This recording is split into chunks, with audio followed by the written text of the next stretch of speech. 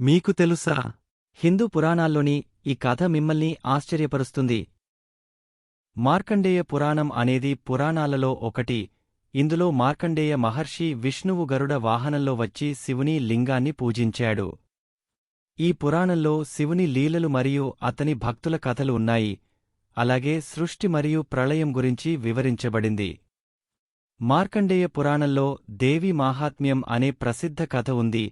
ఇది దుర్గాదేవి మహిమను వివరిస్తుంది. ఈ పురాణం భక్తి మరియు ధర్మం యొక్క ప్రాముఖ్యతను బోధిస్తుంది. అలాగే జీవితంలో సత్యం మరియు న్యాయాన్ని అనుసరించడం యొక్క ప్రాముఖ్యతను నొక్కి చెబుతుంది. మార్కండేయ పురాణంలో వివిధ దేవతలు మరియు రాక్షసుల గురించి వివరించబడింది. అలాగే వారి కథలు మరియు వారి పాత్రలు ఉన్నాయి. ఈ పురాణంలో యోగ మరియు ధ్యానం యొక్క ప్రాముఖ్యతను కూడా వివరించారు.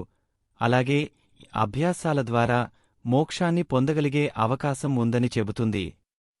మార్కండేయ పురాణం హిందూ సంప్రదాయంలో ఒక ముఖ్యమైన గ్రంథం మరియు ఇది ప్రపంచవ్యాప్తంగా ఉన్న అనేక మంది హిందువులచే అధ్యయనం చేయబడుతుంది మరియు గౌరవించబడుతుంది. మార్కండేయ పురాణం జీవితంలో ధర్మం మరియు నీతిని అనుసరించడం యొక్క ప్రాముఖ్యతను బోధిస్తుంది. అలాగే జీవితంలో సత్యం మరియు న్యాయాన్ని అనుసరించడం యొక్క ప్రాముఖ్యతను నొక్కి చెబుతుంది. మార్కండేయ పురాణం మనకు జీవితంలో సత్యం మరియు ధర్మాన్ని అనుసరించడం యొక్క ప్రాముఖ్యతను బోధిస్తుంది. ఇలాంటి తెలుగు పురాణ కథల కోసం సబ్స్క్రైబ్ చేయండి, బెల్ ఐకాన్ నొక్కండి.